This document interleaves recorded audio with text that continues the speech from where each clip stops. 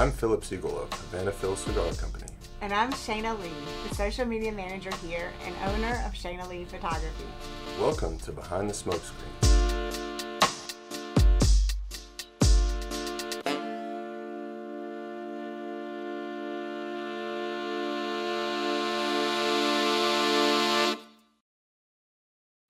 Back to the story, there were a ton of fires that I had to put out.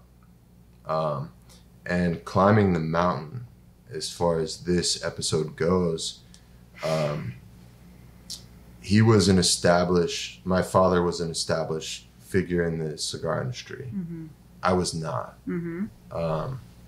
'Cause you were 24 when 24, you passed. 24, yeah, 2018, 24. And I mean, if we can all think back to when we were 24, mm-hmm. and most of us, I would say, were kind of just starting out in our careers, right? Not a lot of experience in the business world, not a lot of interaction as far as business interaction with people that are doing that thing already, right? Mm-hmm. So your experience was with your dad, following in his footsteps, sort of shadowing him and learning from him how to run a business. And I was in every meeting with every sales rep, every manufacturer. Which is also really great experience, by the way, to just be able to walk right into that and not. And I was able to create my own relationships with those sales reps, manufacturers, all those liquor reps, beer reps, whatever it is. And that was an amazing experience that I got to, partake with him before he passed away. So I'm super grateful. And this is not a sob story. It's just one of those things where you don't know how it goes until it happens, and once that happened, it was like, holy shit, I have to figure this out. Mm-hmm. And not only do I have to deal with these distributors, I have to deal with my clientele. Okay, so I have to ask you, did you actually really want to be in this business? Or because a lot of times when people end up in businesses where their family started that, mm-hmm. I would say more often than not, what I've heard is that people didn't really actually want to be there. They didn't want to take over the family business, but they did it because it was the family business. Did you really want to take over the business? Were you really actually passionate about what your dad was doing? Yeah, I mean, if you go back and rewind this 10 minutes. I think I just old man ashed again. I pretty much said every episode. Count on me. That he won me over. Yeah. He threw me into this to see the passion, to see the love, to see the close-knit society of the cigar industry. Mm-hmm. And I was just won over by that. I really didn't want to do that. I wanted to create my own path when I was in college. Mm-hmm. And I wanted to do my own thing. And I was so against coming back to Greensboro because it's Greensboro, and that's a stigma. That's a stigma. Wait a minute. That's a stigma. I moved away from Greensboro for 10 years. Mm-hmm. And I always, I would say a good 5 years in, I really wanted to be back. And I think it's because it feels home to me. Right. So I love, I've lived in the big cities. Mm-hmm. I've lived in the little, creative arts cities. Right. I've done all that, but there's something about being home to me that is special, a special thing. Yeah. I have a lot of love for Greensboro, and it's there's been so much growth over the past 10, 15 years. Greensboro is an amazing city. Mm-hmm. The art has exploded. So from a photography perspective, from the art scene is out of this world. It's so good. The murals that they put downtown is just phenomenal. Yeah. But going back to the business side of climbing the mountains, it's I've had some horrible run-ins with Greensboro City Council, with Greensboro Parks and Rec. We gonna go there? Yeah, we can go there. We can go there. They're super conservative. They're super old-fashioned. Mm-hmm. It's really hard to get anything done in Greensboro unless you have kashish. You know what I'm saying? And I'm not here to talk shit. I'm just saying it like it is. Well, this is behind the smoke screen, so this is like getting real. Right. Let's be honest about what it's like. So it's like, we want to do all these things in Greensboro with our company. Mm-hmm. And it's really difficult to deal with them. Mm-hmm. They don't make it accessible for people like us, people with not as much capital as the bigger people in Greensboro. We won't name any names, but it's tough, and I can see why people move away. But we're here. Yeah, we're here to stay, and we have this destination of an amazing place where you can experience a mini vacation. Mm-hmm. You can experience an atmosphere like you can't anywhere else. Mm-hmm. And we have that in Greensboro. Yeah. So we love Greensboro, and we want to support it, and we give back to the community, and we do everything that we can. Mm-hmm. Yeah. I think, because, you bring in artists here to the lounge to perform, like musicians. Side note, there's this dude walking down the street, Battleground Avenue. Mm-hmm. One of the busiest roads in Greensboro, North Carolina. Mm-hmm. He's wearing a black wife beater, and he has a black t-shirt over his shoulder with a flat bill on backwards. Do you know him? I don't know him. But I see him, but I feel like you're about to tell me who it is. It's very intimidating. And you don't see too many people walking down the street. No, so it's, you don't. I just felt like I had to do a little side note. Well, what I was going to say is that you actually have some art, a piece of art, a mural out here of your dad, who... Shout out Jex. Yeah, I was going to say that. Who is amazing, by the way. Does a lot of beautiful, amazing murals in this area. So that's just like one example of the art that's going on around here. And we definitely have a lot of musicians, a lot of murals that are happening. It's starting to feel a little bit more like Asheville, like a little bit more... Mm-hmm. I don't remember like 15 years ago in Greensboro, there was none of that. Right. It was like dead downtown. There was not a lot to do. And now we have stuff going on, which is great. Mm-hmm. Yeah. Right? Yeah, 100%. So back to the climbing mountains. Yep. So tell me about what you would have done if you didn't do Havana Phil's cigar company, if you didn't take over for your dad, mm-hmm. right? What would you have done? Right. Had you not had that opportunity, right? So basically what I would have done is I was looking to get into some sports management. I was working, with the Charlotte Checkers down in Charlotte. I was learning about how they operate. I was doing pretty much a little bit of everything, just kind of learning from all the higher ups. I majored in business and communications. Oh, okay. So what I was looking to do was get into some sort of PR or sports management. Mm-hmm. And that's a field I was looking into, but I compared the cigar industry to the sports industry, and the sports industry was filled with sharks, and the cigar industry was filled with love and family. Mm-hmm. So I just felt like that was the right move, especially because my family had that business. So. Yeah, and you definitely have, it's totally a family atmosphere. So like when you walk in here, it feels like it's cozy. Right. And that's one thing, especially as a female walking into the lounge, I feel like there's no expectation. It's just very like, I can sit back and be myself and have a good time and have a good conversation and relax. It feels very relaxing. Yeah. Right. And like a lot of bars for women, it doesn't always feel that way. Right. And I feel like it's very much so here. Yeah. Which I appreciate. And that's the environment we try to create. Mm-hmm. We created a really nice craft cocktail program to, kind of lure the spouses to come in of the members, and also to, engage new female members, and diversity is, you know, a goal in every business. Yeah. So that's what we try to create, and I think it's working out pretty well. Mm-hmm.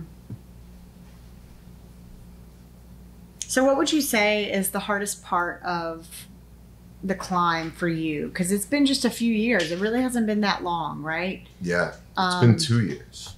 But I know, maybe you could share with the audience some of the things that were some of your like struggles in that time, some of the valleys that you overcame. So one of the biggest things was I have a huge membership base. You know, 200 plus members. You know, we won't get into the exact number of members that we have. Excuse me. But it was tough to win them over because I was, you know, a 24-year-old kid, like who is no this experience. guy? Yeah. Like just the same name as his father. Like, right. Like, how are you going to respect that? Yeah. You know, and it was just one of those things of like, and honestly, like, is this guy going to come in and be this total douchebag thinking that he's just like runs everything and he's, or is he actually going to be pretty chill like his dad? I'm going to be able to establish a relationship with him, because that's what people really want in a business that they want to continue to go to. They want a relationship with you. These people, many of them probably had a relationship with your father that was really quality, right? And it's like, what's going to happen now? I didn't really have a relationship with anybody, right? I mean, I had my own personal relationship, but not as a business owner, not as someone who was responsible for their membership. It was more of like, dude, who the fuck are you?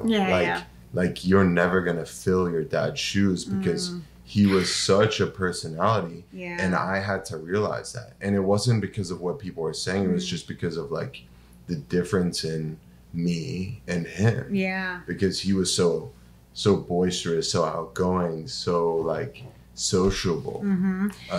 And I realized that quickly, and it was like, once I accepted that, it was more of the fact of like every day I just had to come in and carry on his legacy. And once I realized that, it was so easy, because it was almost a way of me grieving, but at the same time, like improving his business, because I really wanted to carry out what he was doing. A lot of people don't realize that, you know, people will look at a business, a family business, and be like, oh, they were handed this, they were handed that, they were given this, they were given that. But the reality is actually that you work your ass off. And I know this about you. Other people may not realize that extent of it, right? But I know you spend so much time here. You pour yourself into the business in ways that sometimes is even probably detrimental in some ways to like your life, right? But you do it because you legitimately are passionate about the business. You want to make it better. You want to drive it to this next place. And I think people need to know that about you and about the business here, because I think so often in family businesses, people just have a whole different like alternate like understanding of what that looks like. And I know you, and I know how much you pour into this, and I just had to like mention that piece of it. Yeah. I mean, it's kind of in my blood, you know, that's where my father's in me. And I you know, it's hard to not mention like what he's done for me as far as like what I'm doing here, but it's that drive, and I'm never going to be satisfied, because I want to take it to another level. I want to make everyone happy. I want all the members to be 100% satisfied. And then on top of that, I want to expand, because I want to create these experiences for everyone, everywhere. You know, I want everyone to feel like X member in Havana Phil's in Greensboro, North Carolina.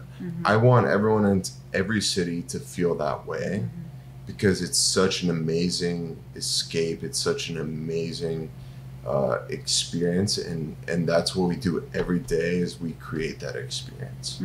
So that's my drive, that's my passion, waking up every day. And you understand the value of what that is to people, and so to recreate that value in other places, like when you expand, right, you're giving something back to the people that get value out of that, right? And so it's not so much about you, right, as it is about what can I give to other people. Exactly. And I feel the same way. Like in my business, when someone comes to me and they love their gallery, or they really appreciate that I made the photo shoot really comfortable for them or their husband or their children, or I made them feel beautiful. Right. Like I did a boudoir shoot with a pregnant woman one time, and she called me crying because like how beautiful she felt at a time in her life where she just was like, felt probably not her most beautiful self, right? It's just intimacy. Yeah, and it's just like this, there's this connection, there's this human element and connection to this time that we have with people. And time is a valuable thing. Right. And if we can take these moments that we have in you and your business with your clients, in me in my photo shoots, however I'm approaching those photo shoots, if I can take that time and bring out the most value in that, and provide a gallery that people are really excited about and happy about, then years later they can look back on and relive those memories. And I feel like my legacy is that I've given something back to people. It's not so much about me, it's more about, it is about me in the sense that this is what my eyes see, this is my view of the world, this is how I see people. Like I look for the best in people, and I look for the light in people, and if I can bring that out in my photography, then I feel like I've succeeded. And so if I can give them something that they're really excited about and happy about, then I'm completely fulfilled in my work. Right. And that's what it's all about, creating the experience. Yes. Yes. Because that means more than any sort of materialistic, product that you can sell. It's just about that time. Yeah. And that's, I hate to shout out manufacturers, but that's what Davidoff is all about, filling your time beautifully. And that's why we get along so well with them, because we have the same mindset. And they're not a sponsor or anything, but maybe they could be. Maybe one day they will be. So, but by the way, that's just what we do here. That's Yeah. what we want to do in life. Like, when you're not working, you don't have time to waste. You don't have time to fucking, just like fuck around and like do nonsense. Like, you're trying to fill that time beautifully, whether it's with your kids, whether it's with your dog Frankie, whether it's with whether it's with like, like a friend that you don't really care about, or like a friend that you really care about. Like, you want to make that time really, really special, and experience the best things that you possibly can. Yeah, for sure. I definitely, I have a very busy schedule in my work life and in my personal life. It is certainly a balance, and I try to be present in wherever I am. I try to be present in that way. I don't always succeed at that, because sometimes I'm caught up here, I'm caught up there, whatever. But I definitely make time for the places and the people that deserve that time, and that I also know are going to fill that time beautifully, right? So it's about quality. It's about quality. Yeah, 100%. Yeah. So yeah, I think that's it. Yeah? Yeah. Have we climbed the mountain today? I think we should we end with a Miley Cyrus Did you want to sing a Miley Cyrus song on the outro? I wish I knew some. I wish I remembered that song. I'm more about the Hannah Montana, but no. Yeah, let's play. Let's Party in the USA. Yeah, we're gonna roll out with a little Climb the Mountain. Miley Cyrus. I'm just kidding. We're gonna bring her on here. Actually, she's a friend of ours. She's a friend of Phil's. Yeah, she's a friend of the pod. She's really not. We wish she was. Cool. Well, thank you so much. Thank you for sharing, Phil. Love you guys. Yeah, thanks for joining us. Thank you for spending your time with us. Beautifully. Perfect.